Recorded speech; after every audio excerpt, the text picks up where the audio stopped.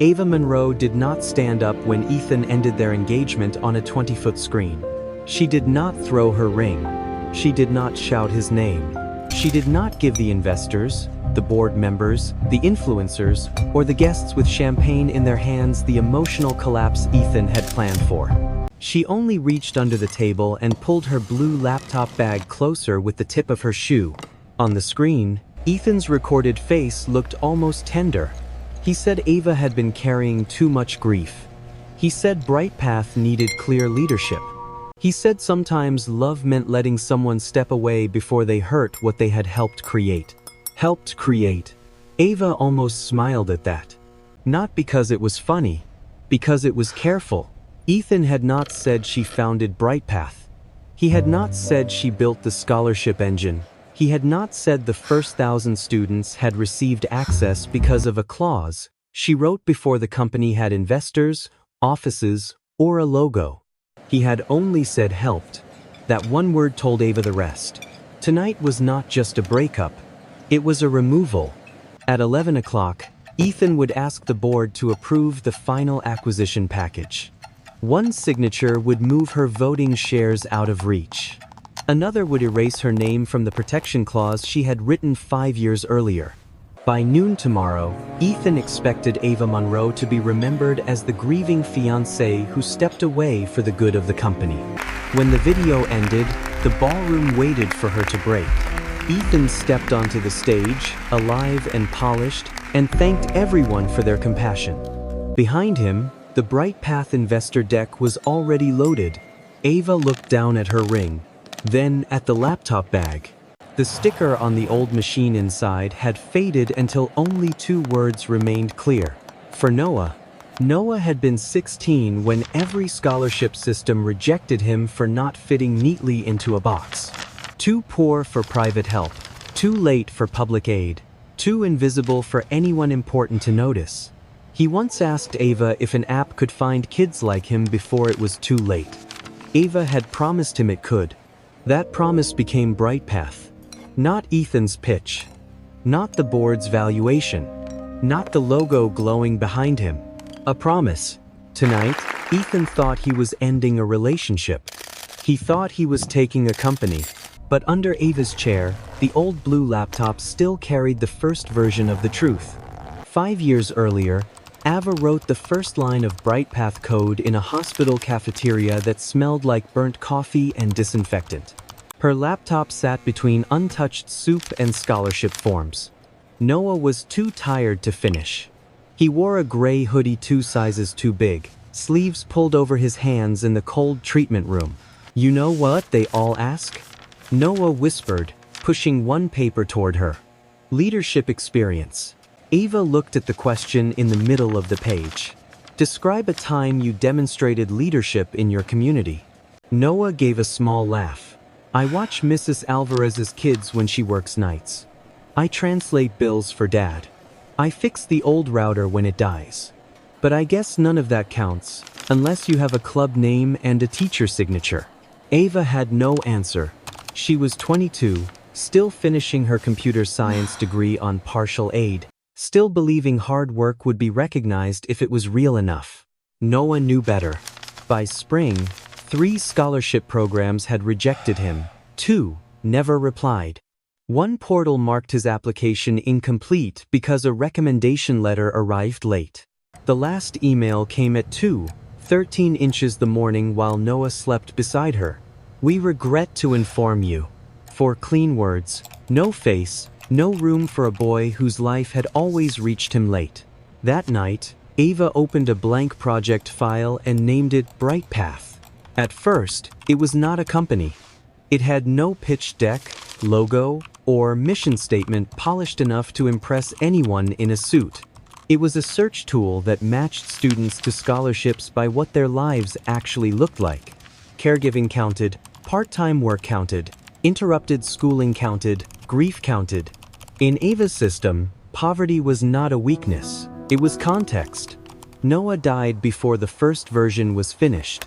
After the funeral, Ava sat on the back steps with the blue laptop on her knees and wrote one sentence: no student gets locked out because they were born too late for help. That sentence became the founder protection clause.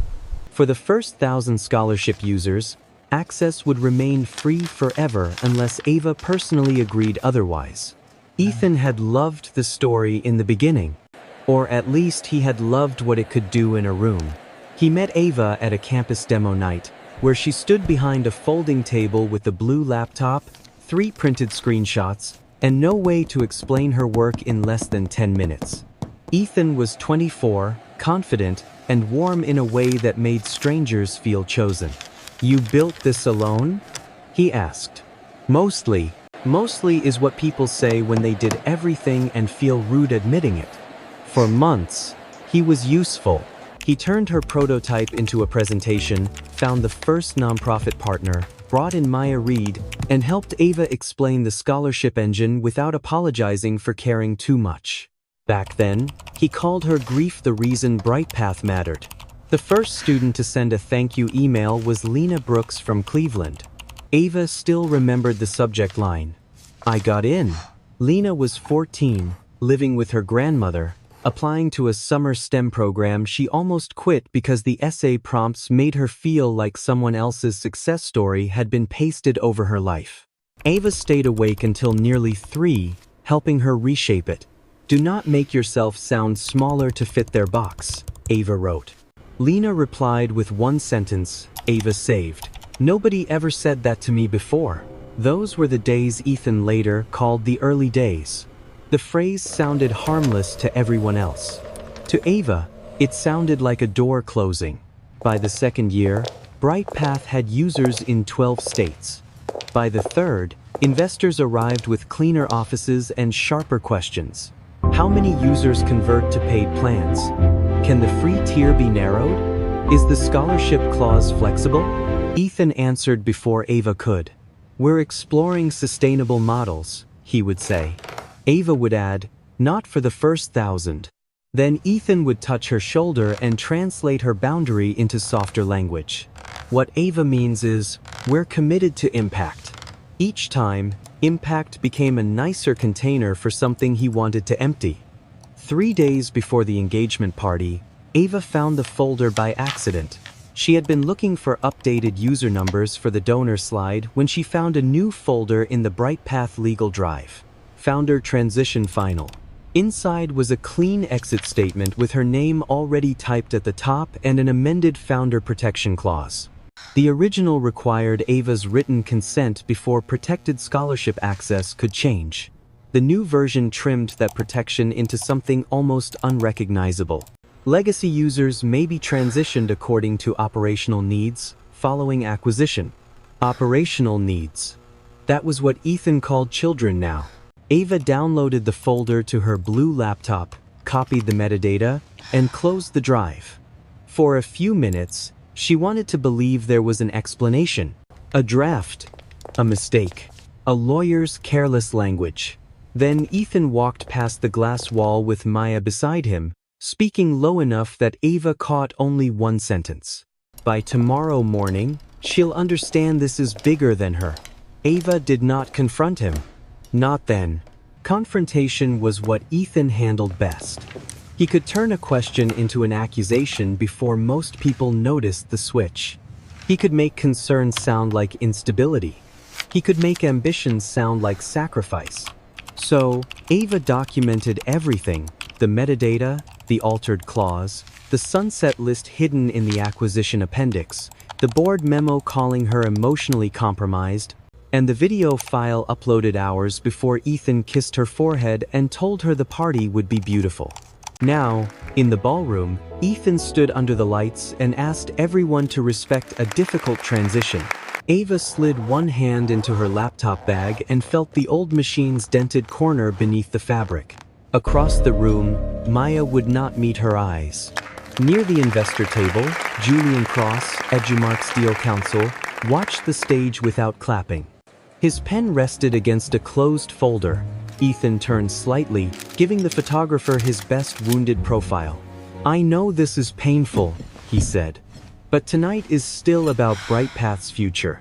Ava finally stood. Not fast. Not dramatically. just enough for the chair legs to scrape once against the marble floor.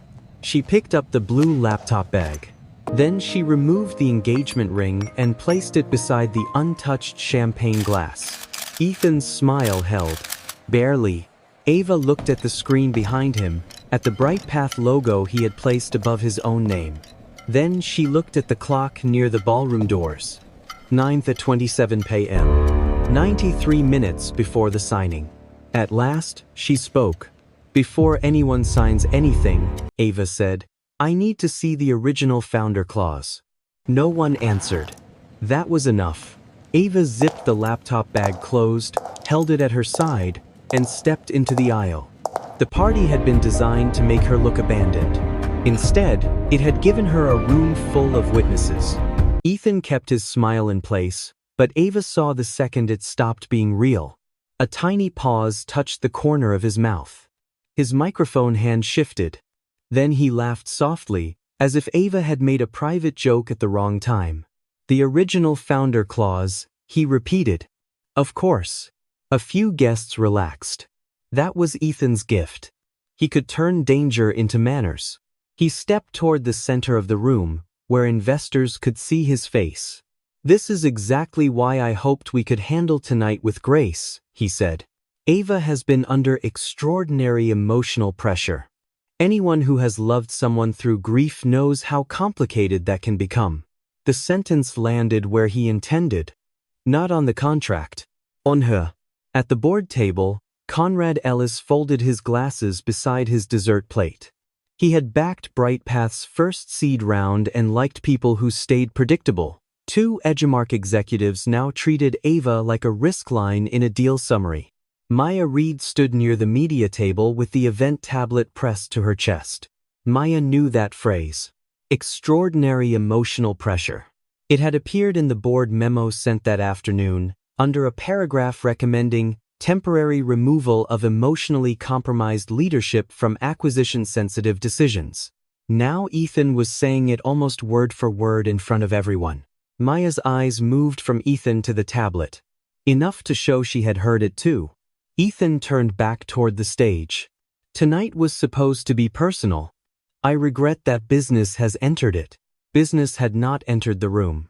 Ethan had brought it in, dressed it in orchids, and waited until Ava's mother was seated before pressing play.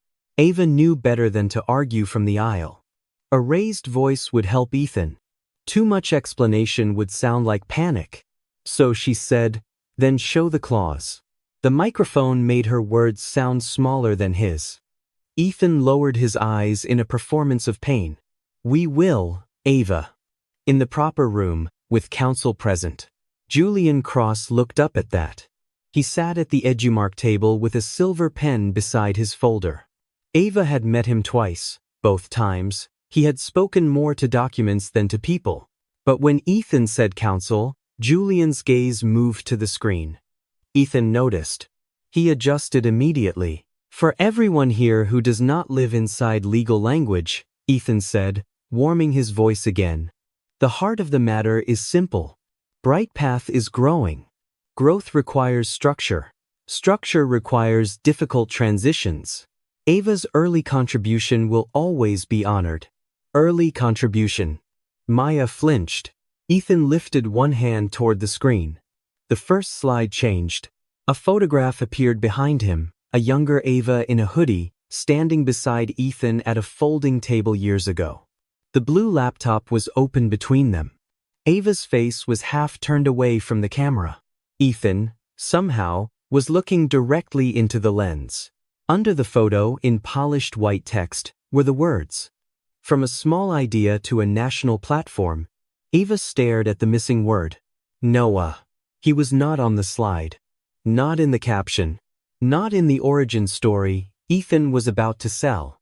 This company began, Ethan said, because two young people believed opportunity should be easier to find. Two young people. The sentence was safe, clean, empty. At the side of the room, Maya unlocked the event tablet. Her thumb moved quickly against the black case. She was checking the speaker notes. Ethan continued. And now, with Edumark's partnership, BrightPath can reach millions. But no mission survives if its leaders cannot let it evolve. A woman from Edemark closed the acquisition folder halfway. That was dangerous. Ethan could use that hesitation to blame Ava for threatening the deal. By morning, he would not have stolen Brightpath. He would have saved it from her. Maya's tablet gave a soft notification sound. She looked down. Ava could not see the screen, but she saw Maya's expression change. Whatever Maya had just found in the notes was not what she expected. The signing room will open at 10:30, Ethan announced. We will continue the formal review upstairs with the people who need to be there. Then his gaze came back to Ava. Soft. Public. Warning. I hope, he said, that Ava will choose dignity tonight. Ava looked at the clock above the ballroom doors. 9:39 p.m. 81 minutes left. She thought of Noah's name missing from the screen. Then she thought of the clause Ethan did not want anyone to read. I already did, Ava said. This time, she did not wait for the room to understand. She walked toward Maya. Maya stepped back when Ava approached because too many people were watching. Ava, she said under her breath, not here. That depends on what you just found. Maya's fingers tightened around the tablet. Ava caught only a flash of the speaker notes before Maya turned it against her dress. Transition language. Emotional continuity risk. Founder separation. Narrative. Those were not engagement party notes. They were instructions. Behind Ava, Ethan spoke into the microphone with practiced warmth. We're going to take a brief pause before the formal presentation continues. Please enjoy dessert. Brightpath has always believed in moving forward with care. Maya leaned closer. There's a side room behind the West Hall. Ethan wants counsel there. If you stay out here, Maya said, glancing toward the security guard, he'll make this about behavior. If you go in, at least there's no audience. Ava looked at the tablet. Is there already a script for that too? Maya did not answer fast enough. The West Hall smelled of lilies and cold air. Behind closed doors, the party resumed in careful pieces. The side room had no orchids or champagne tower, just a long table, a coffee station, backup linens, and a screen connected to a laptop that was not Ava's. Ethan was waiting inside with Brightpath's internal counsel, Valerie Kim, and 2 board members. A folder sat at the center of the table. Ava looked at it before she looked at Ethan. He noticed. I wanted to avoid this, he said. No, Ava replied. You wanted witnesses for one part and privacy for the other. Valerie cleared her throat. Ava, tonight has become emotionally complicated. The cleanest path forward is a temporary separation from operational authority while the acquisition review proceeds. There was nothing clean about using a breakup video as a board tool. Valerie opened the folder and slid a document toward her. Clean exit and transition statement. Ava did not touch it. Ethan stood by the window with his hands in his pockets, staging himself even here. This protects you, he said. You take a leave. We announce it kindly. You keep equity upside. Nobody drags Noah into a public fight. At Noah's name, something in Ava sharpened. Maya heard it too. Ava took a slim notebook from her bag and placed it beside the document. When was this drafted? Valerie's expression stayed smooth. The exact drafting timeline is not relevant to the substance. It is if it was drafted before I was told I was leaving. One board member shifted in his chair. Ethan sighed. Ava, don't turn every painful decision into an accusation. Ava looked down at the first page. Ava Monroe has chosen to step back from Brightpath to focus on personal healing following a prolonged period of grief-related strain. The story they had written for her sat in plain text. She turned to the second page. Her voting shares would be placed under temporary trustee oversight until the acquisition closed. Temporary. A word people used when they wanted a theft to sound reversible. The third page mentioned the Founder Protection Clause. The paragraph no longer required her written consent for changes to protected access. It referred instead to leadership-approved continuity measures. She raised her eyes. Who changed the scholarship clause? No one spoke. The silence here was not shock. It was calculation. Valerie folded her hands. The clause was modernized for acquisition compatibility. Modernized, Ava said. Is that what we're calling deleting my consent? Ethan turned from the window. The softness left his face for half a second. Then he recovered. No one deleted you. We're trying to scale the work you started. The work I started? Ava asked. His jaw tightened. Maya's eyes moved to the document. The phrase Ethan avoided in public had surfaced when fact cornered him. Valerie pushed a pen toward Ava. Signing this tonight does not prevent further discussion after closing. After closing, there won't be anything left to discuss. Ethan stepped closer to the table. If you refuse, the board will have to consider whether your actions are intentionally damaging the company. There are emails, Ava, messages, incidents. People will believe you made this personal. Maya finally spoke. What emails? Ethan looked at her too quickly. Ava filed that away. Valerie answered before he could. Internal concerns collected over time. From whom? Maya asked. Ethan's voice cooled. Maya, not now. That was the wrong answer. Maya stopped looking guilty. She started looking useful. Ava picked up the pen and held it over the signature line. Ethan's shoulders loosened. Enough. Then Ava turned the page sideways and wrote across the blank margin. Request denied pending review of original founder agreement, metadata, and protected access clause. She capped the pen and placed it back on the table. Valerie stared at the words as if Ava had broken a rule no one had explained because they never expected her to need it. Ethan's face changed completely now. No performance. No tenderness. Just the young man beneath the polish, furious that the scene had gone off script. From the hallway, a staff member opened the door halfway. Mr. Cole, he said, nervous. Edemark is asking if the 10:30 room is still on schedule. Ethan looked at the clock. 9:58 p.m. 62 minutes left. Ava lifted her laptop bag from the floor. This time, Maya did not step away from her. She stepped beside her. The hallway outside the side room was narrower than Ava remembered. Security had moved closer to the walls. The ballroom music sounded too cheerful for a night already turning into evidence. Maya walked beside her without speaking. Ava did not thank her, not yet.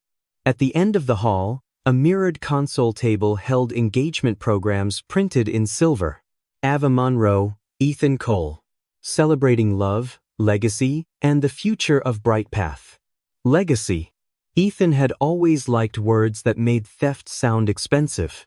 Maya stopped near the service alcove and unlocked the event tablet again. What did you find? Ava asked. Maya's thumb hovered over the screen. The presentation notes were changed this afternoon. By Ethan? By his login. Both women knew the difference. Maya opened the deck. Slide 1 was the Brightpath logo. Slide 2 was the folding table photo. Slide 3 carried a headline Ava had never approved. Our origin, turning personal loss into scalable access. There were ways to write about the dead that kept them human. This was not one of them. Maya swiped to the speaker notes. Ethan's speech appeared in clean bullet points. Mention Ava's emotional connection. Pivot to broader leadership. Avoid naming Noah too early. Frame protected users as legacy, commitment, not obligation. Maya's face went pale. I didn't write this, she said. Ava looked at her. You sent the final deck. I sent the final design. Not this copy. Maya sounded less defensive than afraid. Then the ballroom speakers crackled. Ethan's voice returned, warm and steady, flowing through the hallway like nothing ugly had happened. Thank you for your patience, everyone. Before we continue, I want to honor the personal story that first inspired Brightpath. Maya looked toward the ballroom doors. Ava did not move. On the tablet, Maya swiped to the next slide. A photo of Noah appeared. Not the one Ava would have chosen. It had been cropped from a hospital fundraiser page. Noah was smiling because someone had told him to. The oxygen tube was gone from the frame. So was Ava's hand on his shoulder. Under the picture, the caption read, Noah Mercer. 2005-2020. Ava's stomach tightened. Mercer. Not Monroe. Ethan had used her brother's face and gotten his name wrong. Maya covered her mouth. From inside the ballroom, Ethan continued. Noah was treated at Street Catherine's, where Ava and I first understood how broken the scholarship system could be for families like his. Noah had never been treated at Street Catherine's. He had been at Mercy West, room 412, where the window faced a brick wall, and Noah joked even the view had a waitlist. Maya lowered the tablet. Ava. No, Ava said quietly. Let him finish. Inside the ballroom, Ethan spoke about late nights, early prototypes, and shared vision. Every sentence had the shape of truth and none of its weight. Maya scrolled through the notes faster now. The scholarship clause appeared in the appendix section. Only it was not called that. Protected access commitments, acquisition, integration plan. Below it, a chart divided users into 3 categories. Paid conversion candidates, institution-sponsored accounts, legacy-free users. Next to the last group, in smaller gray text, was the phrase Ava had found 3 days earlier. Sunset period, 30 days post-close. Maya stared at it. You knew, Ava said. Maya shook her head. I knew they were discussing conversion models. I didn't know they had a date. I didn't know Lena was in the group. Ava's eyes moved to her. How do you know Lena is in it? Maya tapped the appendix. A list opened beneath the chart, hidden in a collapsed section of the file. Brooks, Lena Legacy Scholarship user. Ava felt the hallway tilt. Lena was in the ballroom right now, waiting to help sell the deal that would lock her out. Maya whispered, he asked me to coach her speech. What did you tell her? That Bright Path was expanding. That Edamark could offer more resources. Maya swallowed. That you needed space from the public side because tonight would be emotional. Ava studied her friend's face. There was real shame there. Not enough to erase anything, but enough to use. Ava opened her bag and pulled out a small external drive. Maya looked at it. What's that? The first deck, Ava said. The one before Ethan learned which parts made investors clap. The ballroom doors opened at the far end of the hall. A staff coordinator stepped out, speaking into a headset. Lena Brooks is needed near stage left in 5 minutes. Maya turned toward the sound, then back to Ava. I can get you backstage, Maya said. Ava placed the external drive in her palm. Then don't get me backstage, Ava answered. Get me to the screen. Maya led Ava through a service corridor behind the ballroom. Applause followed them through the wall. Ethan had reached the part of the speech where he made people feel good about what they were about to approve. Ava knew the rhythm, pain, hope, then scale. By the time Ethan said scale, investors stopped thinking about children and started thinking about markets. At the end of the corridor, Maya swiped her staff badge against a gray door. It blinked red. She tried again. Red. Ava said, he changed your access. No. This door always glitches. Maya tried again. The lock stayed red. From inside the ballroom, Ethan's voice rose through the speakers. Tonight, Bright Path stands at the edge of serving not thousands, but millions. Maya stepped back from the door. Ava opened the screenshot she had taken 3 days earlier. The acquisition appendix loaded, each line like a warning that had waited too long. Legacy-free user sunset period, 30 days post-close. On her phone, under the harsh service light, the collapsed list looked worse than it had in the legal drive. Names. Ava scrolled past names she remembered not as users, but as emails, essays, late-night panic, and subject lines that began with, Sorry to bother you. Lena Brooks. Mateo Alvarez. Priya Nair. Darius Kim. Jasmine Holt. Maya looked over her shoulder. How many? she asked. Ava kept scrolling. The number at the bottom made her chest tighten. 986. Not the first 1,000. 14 had already been removed. Maya saw her face. What? The protected group was 1,000 students, Ava said. This list has 986. Maybe some accounts closed. Protected access doesn't close unless the student asks for it. She opened the export details. 14 accounts had been reclassified 2 days earlier as inactive outreach leads. Not students. Leads. The word was small enough to hide inside a spreadsheet and ugly enough to explain the scheme. Ava recognized one missing name. Talia Ford. 16. Detroit. She had once written an essay about taking 2 buses to a library because her apartment Wi-Fi shut off after her father lost work.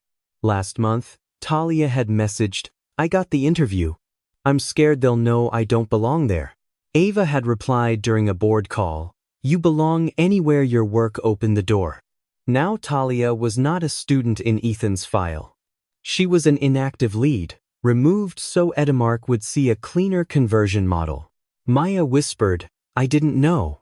Ava turned to her. "Stop saying that like it fixes something." Maya took the hit without defending herself. Good. Ava needed her useful, not innocent. The service door opened from the other side. A young event technician stepped out with a headset around his neck and froze when he saw them. "Maya?" "Caleb," Maya said. "I need access to the media booth." Caleb glanced down the hall. "I can't." Ethan said no one changes the deck without his approval. He said that before he put a dead teenager's wrong name on a donor slide. Caleb's face shifted. Ava stepped closer. "Can you see the live deck from your booth?" "Yes." "Can you see previous uploads?" "Yes, but can you see who uploaded the breakup video?" Caleb stopped. That was the first useful silence of the night. Maya looked at him. "Caleb." He opened the door wider. 2 minutes, he said. "If security comes back here, I was looking for cables." The media booth was a narrow room above the rear of the ballroom, hidden behind black glass. From there, Ava could see Ethan on stage, the investors at the front, her mother seated too still, and Lena Brooks near stage left in a carefully ironed blue dress. Ava's anger stopped being hot. It became precise. Caleb pulled up the event server. Current deck. Backup deck. Video files. Audio cues. Ava pointed. Open upload history. The list appeared. The love story montage 3 weeks ago, the BrightPath acquisition deck that morning, and the breakup video at 3:14 p.m. At 3:14 p.m., Ethan had been in her apartment kitchen, helping her choose earrings. He had kissed her shoulder and said, "Tonight is going to change everything." He had already meant it. Maya said, "Download the log." Caleb hesitated. Maya's voice hardened. "Now." Below them, Ethan turned toward Lena. "And no story captures BrightPath's future better than the young woman you're about to meet." Ava looked at the clock on the media booth monitor. 10:14 p.m. 46 minutes left. Lena stepped toward the stage. Ava connected the external drive to Caleb's system. "What are you doing?" Maya asked. "Not stopping his speech," Ava said. "Making sure the next screen tells the truth." Caleb looked terrified. "If I switch anything, Liv, I'm fired." Ava kept her eyes on Lena. "If you don't," she said, 986 students disappear quietly after closing. Caleb looked from the list on Ava's phone to the girl walking onto the stage below. "Show me the file," he said. Caleb's fingers hovered above the keyboard as if one wrong key could set off every alarm in the hotel. The media booth glass reflected 3 faces, Caleb frightened, Maya guilty, Ava steady enough to scare herself. Below them, Ethan welcomed Lena Brooks to the stage. Lena walked carefully, both hands around the speech card.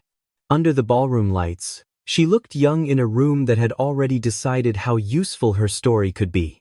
Ava plugged the external drive into the media console. A folder appeared. BrightPath. First build, Noah.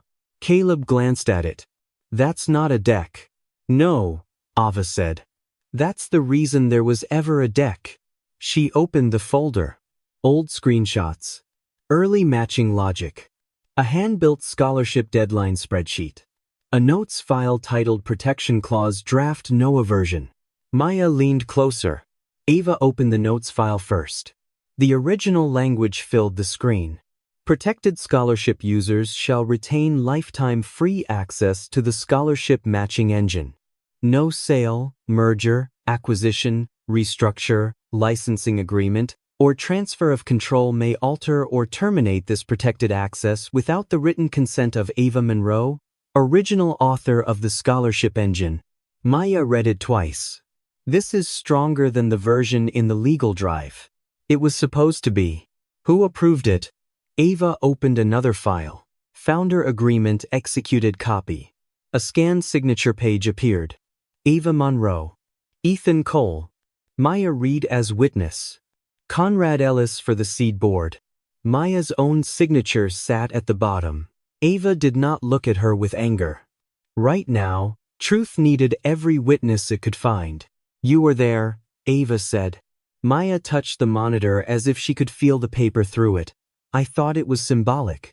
That's what Ethan told everyone after he realized it wasn't. Below them, Lena began reading. When I first found Brightpath, I was a student with more dreams than resources. The words were too polished. Ava could see the moment Lena reached the sentence that did not belong to her. The girl's eyes paused on the card. Maya noticed too.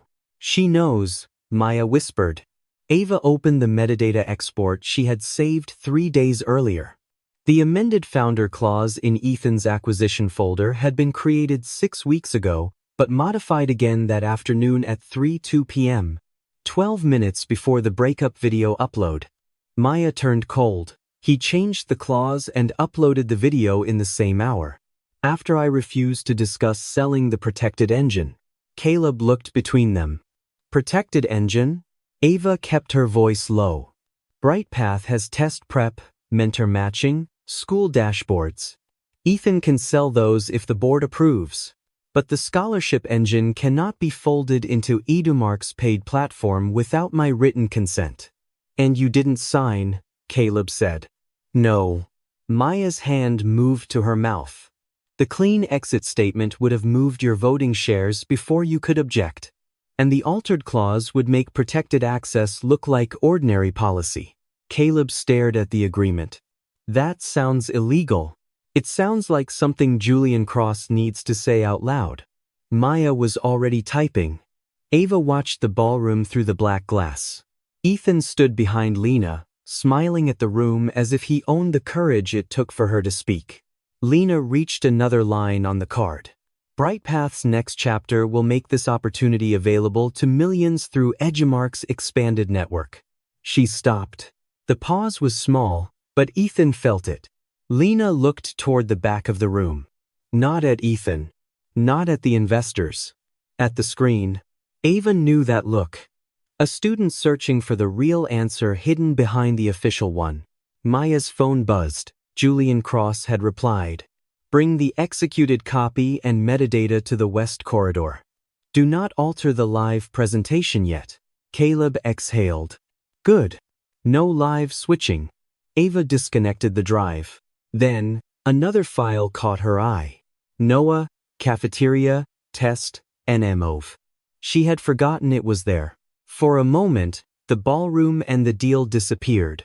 Ava clicked it. Noah appeared in the hospital cafeteria, gray hoodie pulled over his hands, the blue laptop open in front of him. Brightpath test number 1, he said. If this thing works, it has to find kids who don't know what to search for. That's the whole point. Ava's hand froze on the trackpad. In the video, Noah glanced off screen. And Ava, if future you gets fancy and forgets that, I'm haunting the app. He smiled. Then the clip ended. Ava closed the window before grief could take her knees. Maya's eyes were wet. Below them, applause began. Lena had finished reading the part Ethan wrote for her, but her face showed she had not believed it. The door to the media booth opened behind them. Julian Cross stood there, breathing hard enough to suggest he had taken the service stairs 2 at a time. His silver pen was clipped to his jacket pocket. "Show me the original signature page." Ava handed him the drive. Julian connected it to his tablet. He checked the signature page, the clause, and the metadata. His expression barely changed. Maya said, "Is it enough?" Julian opened Ethan's amended version beside the original. The 2 clauses sat on his screen like before and after photos of a crime. Finally, he looked toward the ballroom, where Ethan was thanking Lena for her bravery. "If this is authentic," Julian said, "Edemark cannot close tonight." Ava looked at the clock on the booth monitor. 10:27 p.m. 3 minutes before the signing room opened. Julian closed his folder. "And if he knew about the original clause when he circulated the amendment," he added, "then this is not a transition problem." His eyes moved to Ethan below. "It is fraud." Julian did not enter the ballroom first. That choice told Ava enough. He stepped back from the media booth door and motioned for Ava, Maya, and Caleb to stay where they were. Then he made a call in a voice too low for the others to catch. Below them, Ethan was still smiling for photographs. The guests believed the presentation had gone well. Lena had returned to her seat with the speech card folded in half. Ava's mother kept searching the hallway for the daughter no one had protected. Julian ended the call. "Edemark will not open the signing room until I review these files with lead counsel," he said. Caleb exhaled. "So it stopped?" "No," Julian said. "Delayed. There is a difference." Ava understood immediately. A delay could be explained, blamed on her, and turned into another story before anyone saw the documents. On the ballroom floor, Ethan checked his phone. His posture changed. His shoulders squared. His eyes moved upward, toward the black glass of the media booth. He knew. Maya's phone vibrated. Then Ava's. Then Caleb's console flashed red. User session terminated. Another alert appeared. Administrative lockout initiated. Caleb jerked forward. "What?" Maya opened a security email and went still. "Emergency protocol. Suspected unauthorized removal of proprietary company materials. Authorized by Maya Reed." Ava looked at her. "I didn't do this," Maya said. Julian took the phone. "When was this authorization created?" Maya scrolled. 7:42 p.m. Before the breakup video. Before the toast. Before Ava was taken into the side room. Maya's voice thinned. "Ethan asked me to approve a data risk protocol this morning. He said it was for outside contractors." "And you signed it," Ava said. Maya closed her eyes once. "I signed it." A knock hit the media booth door. Not polite. Official. 2 hotel security officers stood outside, Valerie Kim behind them and Ethan beyond her shoulder. His tenderness was gone. Valerie held up her phone. "We have a report of unauthorized access to BrightPath materials. Company devices and removable drives need to be surrendered." Caleb looked at Ava's laptop bag. Ava moved it behind her leg. Ethan saw. "Ava," he said, "don't make this criminal." Julian stepped into the doorway. "Careful. This is an internal company matter," Ethan said. "Not if documents relevant to an Edemark transaction are being seized after fraud concerns are raised." Valerie's expression tightened. "No one said fraud." "I did," Julian said. The word landed like glass on stone. Ethan's jaw worked once. Then he found the wounded voice again. "Ava, please," he said, just loud enough for the staff gathering near the service corridor to hear. "You copied confidential files, disappeared with an event technician, and now you're trying to sabotage a transaction because I ended the engagement." There it was. The same story, sharpened. Ava looked past him. At the far end of the corridor, Lena had stepped out from behind the stage curtain. She held the folded speech card at her side. Ethan did not notice. "Give Valerie the drive," he said. "We can still protect you." Ava unzipped the laptop bag slowly. Ethan's face relaxed. Then Ava took out the blue laptop instead of the external drive. The sticker caught the hallway light. For Noah. A security officer reached forward. Maya stepped between them. No? Ethan stared at her. Maya. She did not move. That protocol was misrepresented to me, Maya said. I am revoking my authorization. You can't revoke a company security protocol in a hallway. No, Julian said, but she can testify about how it was obtained. Valerie lowered her phone. For the first time that night, she looked less like counsel and more like someone counting personal exposure. Ethan felt the room shift and moved fast. Fine, he said. If Ava wants transparency, let's have it. Bring everyone upstairs. We'll review the documents in the signing room, with the board present, and let the record show who tried to derail this company. It sounded generous. It was another trap. Upstairs, Ethan could control seating, agenda, minutes, and who spoke first. But he had made one mistake. He had invited the record. Julian turned to Ava. Keep the laptop with you. Give me the external drive. Ava handed it over. The clock in the corridor changed to 10:36 p.m., 24 minutes left. Lena took one step forward. Ava, she said. Ethan turned then. Too late. Lena lifted the folded speech card. The part I read, she said, her voice small but clear. That wasn't what I sent Maya. Ethan's face tightened. Lena, he said, this is not your concern. Lena looked at the blue laptop in Ava's hands. Then at the speech card. I think, she said, it became my concern when you used my name to sell the thing that was going to lock me out. The corridor fell into a silence Ethan had not planned. Julian opened his folder. Good, he said. Then she comes upstairs too. The elevator to the 32nd floor was built for polished people, mirrored walls, gold trim, a silent screen advertising private event suites. Inside it, no one looked polished anymore. Ava stood with the blue laptop against her side. Julian held the external drive and the executed founder agreement. Maya kept one hand around the event tablet. Lena Brooks stood closest to the doors, folding the speech card until the edges softened. Ethan stood behind her, too close. Lena, he said, low enough to sound private but clear enough for everyone to hear, you are not in trouble. You were invited because your story matters. Don't let someone else's conflict confuse that. Lena did not turn around. Ava watched the girl's reflection in the elevator wall. 17. Careful makeup. Shoes new enough to hurt. A blue dress, chosen for respectability, not comfort.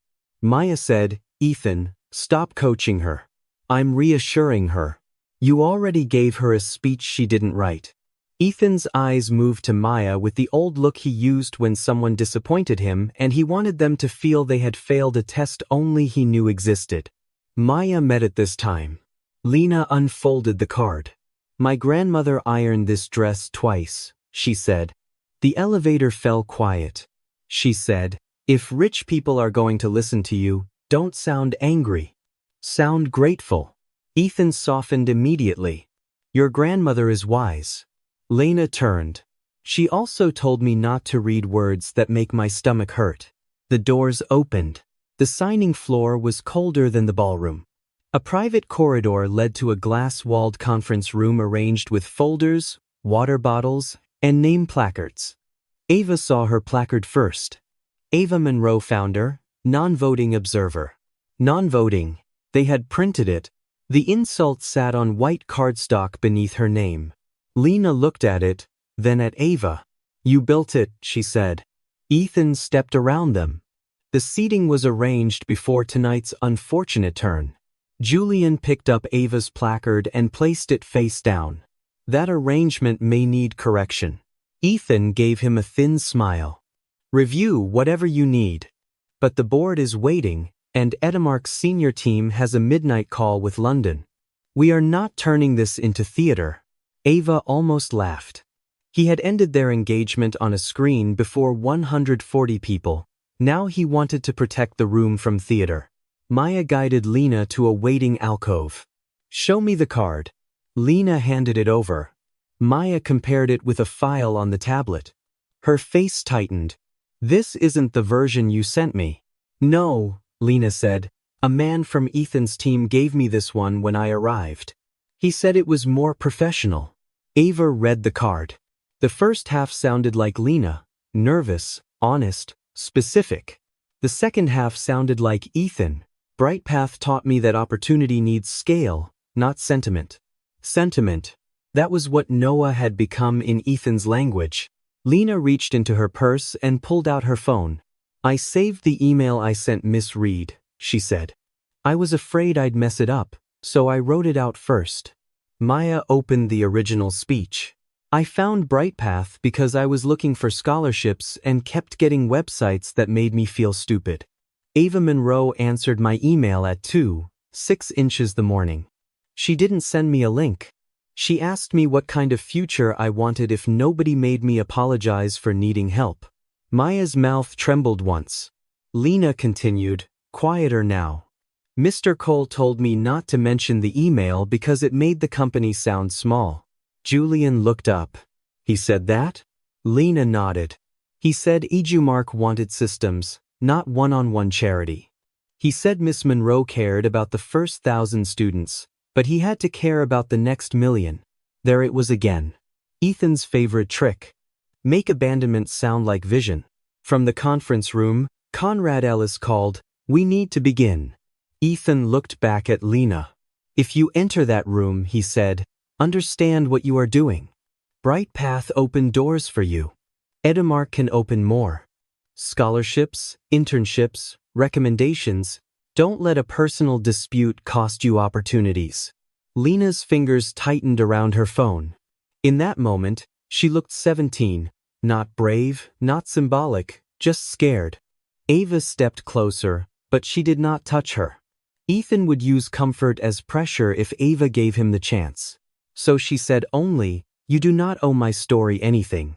Lena looked up. Ava held her gaze. "You owe your own story the truth." The words settled. Maya handed Lena back the phone. Julian opened the conference room door wider.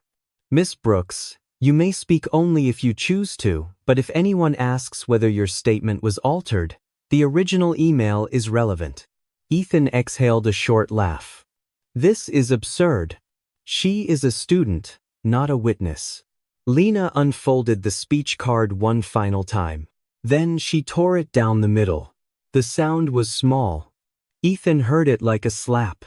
"I was a student when you invited me," she said. "I became a witness when you rewrote me." Inside the conference room, the board members turned. The clock above the glass wall changed to 10:44 p.m. 16 minutes left. Julian stepped aside. Ava entered with the laptop. Maya entered with the tablet. Lena entered with her phone. Ethan entered last, carrying the only thing he had left: the lie. The signing room had been arranged to make the decision look finished. Folders waited in straight lines. Water bottles faced the same direction.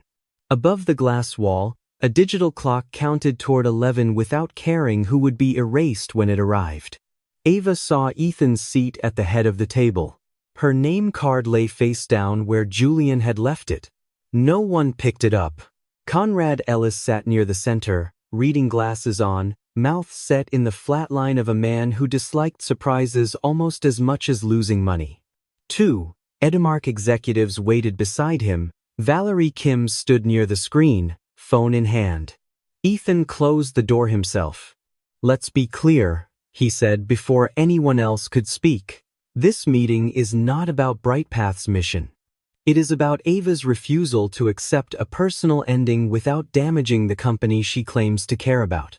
Wave 1. The lie, dressed as leadership. He stayed standing, palms open, voice controlled. "I ended an engagement tonight. I regret the timing and the pain. But what happened afterward proves why the board needed a transition plan." Ava removed proprietary materials, involved event staff, pressured a student, and attempted to interfere with a transaction under review for months. Ava sat down without asking permission. The blue laptop rested closed in front of her. Ethan treated it like a weapon. She is grieving, he continued. She has always connected BrightPath to her brother, and I respect that. But founders cannot hold a company hostage to one memory. We have a duty to scale. Scale. The word moved around the table cleanly. Ava watched the table absorb it. Conrad leaned back. Valerie looked relieved. One Edimark executive made a note. Then Julian placed the external drive on the table. No one is signing until provenance is addressed. Ethan smiled. Of course. Review whatever Ava gave you. I'm confident you'll find an old sentimental draft being misused to slow a legitimate deal. Julian connected the drive to the conference screen. The original founder agreement appeared. Not a draft. Executed copy. Ava Monroe. Ethan Cole. Maya Reed, witness. Conrad Ellis, seed board representative. Conrad's face changed before he could hide it. Julian zoomed in on the clause. Protected scholarship users shall retain lifetime free access to the scholarship matching engine. No sale, merger, acquisition, restructure, licensing, agreement, or transfer of control may alter or terminate this protected access without the written consent of Ava Monroe, original author of the scholarship engine. The table had to read the sentence. That was the first thing Ethan lost, the pace. Julian opened the amended acquisition version beside it. The wording had been stripped down to leadership-approved continuity measures and legacy user transition. Then he opened the metadata report. The executed copy was scanned 5 years ago. The amended clause was modified today at 3:02 p.m. The breakup video was uploaded at 3:14 p.m. Valerie's hand lowered from her phone. Ethan's expression did not break, but it hardened. A file timestamp does not prove misconduct, he said. Documents are revised before deals. That is normal. Was Ava shown this amended clause before tonight? Julian asked. Ethan turned toward Valerie. Valerie did not answer. Julian asked again, softer. Was she shown the version used in the acquisition package? Ethan's voice sharpened. Ava refused to participate constructively in deal review. That is not an answer. Conrad removed his glasses. A small pause opened. Julian filled it. The buyer cannot acquire the scholarship engine tonight if protected access was altered without required consent. And if the altered clause was circulated while the executed version was knowingly withheld, Edimark has a disclosure problem. One Edimark executive closed her folder all the way. Ethan saw it and changed tactics.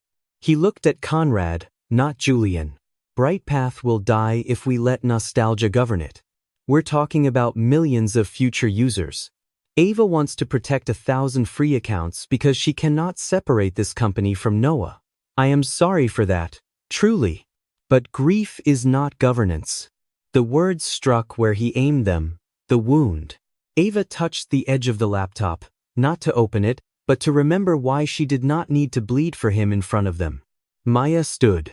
Ethan's eyes flashed. Maya, he warned. She placed the event tablet on the table and turned it toward Conrad. These are the speaker notes Ethan used tonight, she said. They were added after I approved the deck design.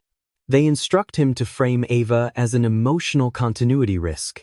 They also say to avoid naming Noah too early and to present protected users as a legacy commitment, not an obligation. Conrad read the notes. His jaw tightened. Maya swiped to the security email. And this is the data risk authorization I signed this morning. Ethan told me it applied to outside contractors. It was used tonight to lock Ava out and justify seizing her laptop after she requested the original founder clause. Ethan laughed once, too hard. So now, Maya is a victim too? No, Maya said. I'm responsible for signing it. That's why I'm saying out loud what he told me it was. Valerie looked at Ethan now, less like counsel helping a client than counsel measuring distance. Julian turned to Lena. Miss Brooks, you do not have to speak. Lena stood anyway. She held her phone in both hands. Ethan leaned forward. This is inappropriate. She is a minor. I'm 17, Lena said. And you invited me here to speak when my story helped you. That landed differently than any document. She opened her email. This is what I sent Miss Reed for my speech. Her voice trembled at first, then steadied because the words were hers.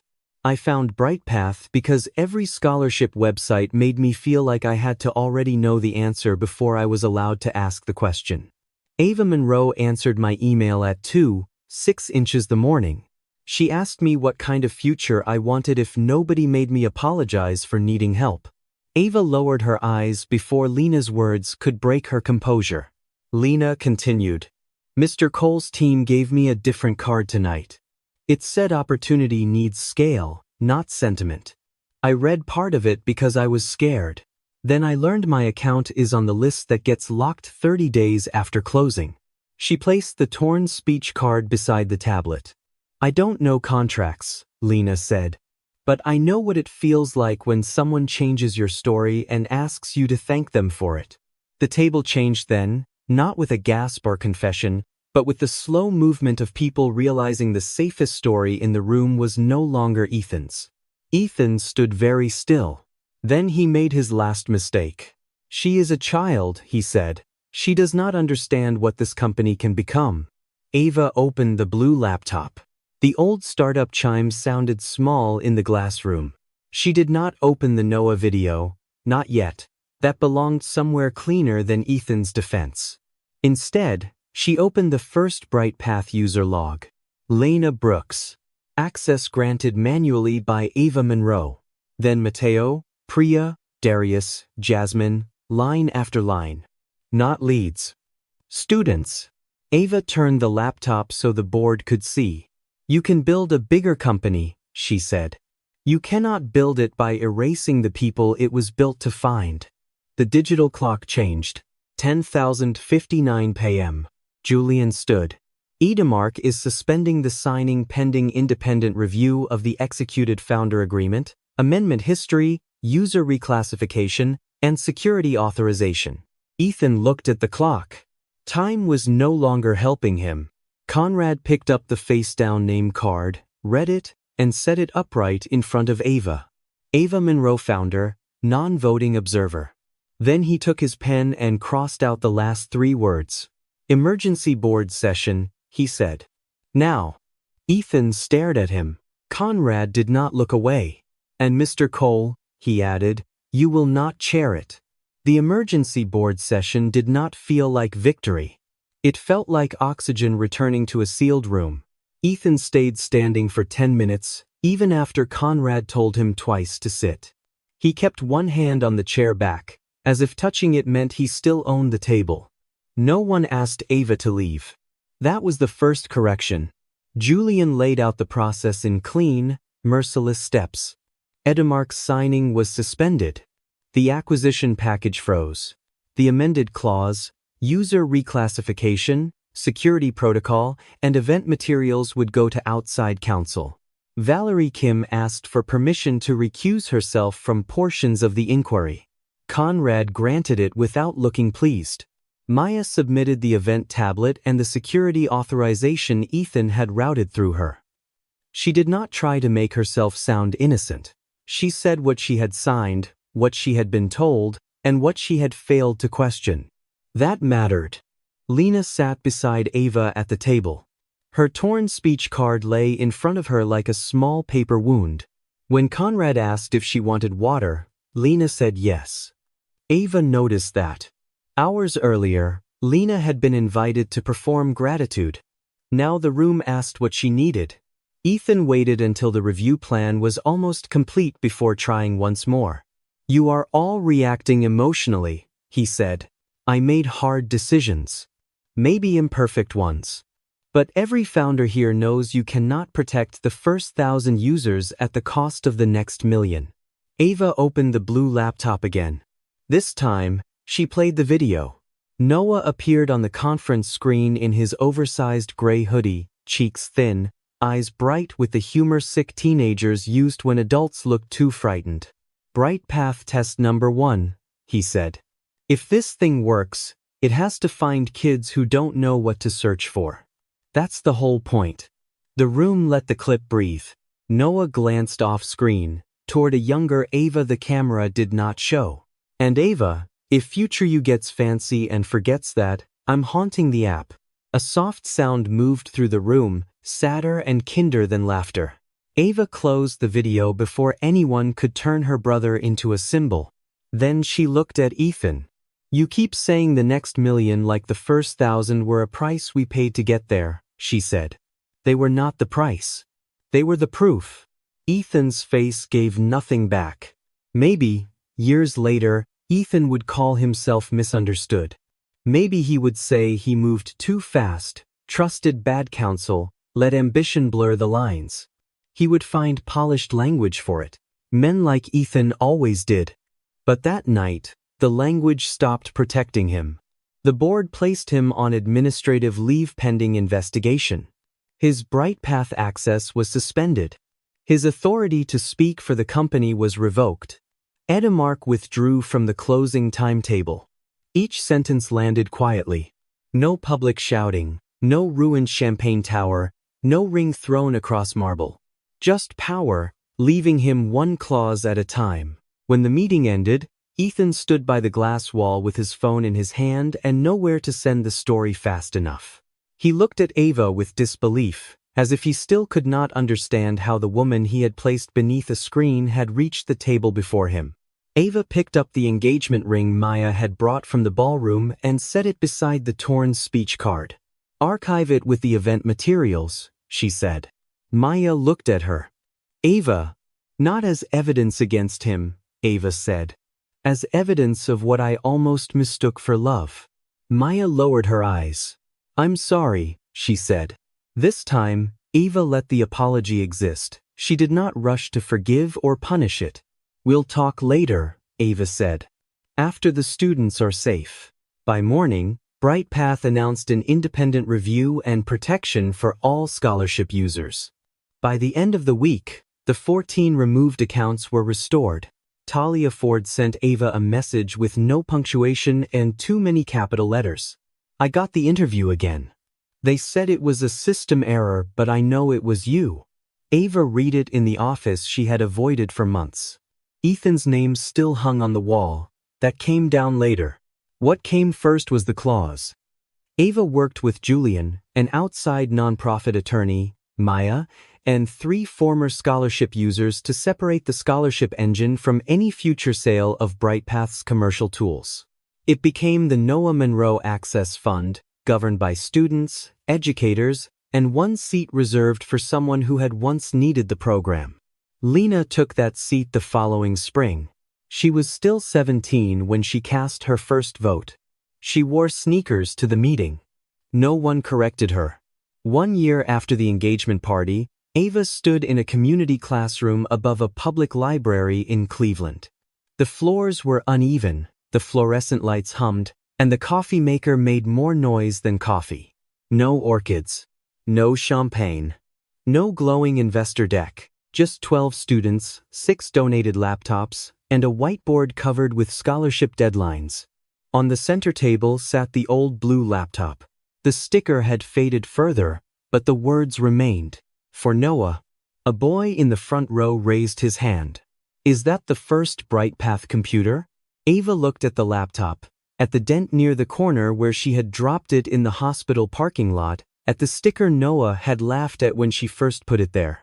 Then she looked at the students waiting for her answer. No, she said. She opened the laptop. It was the first promise.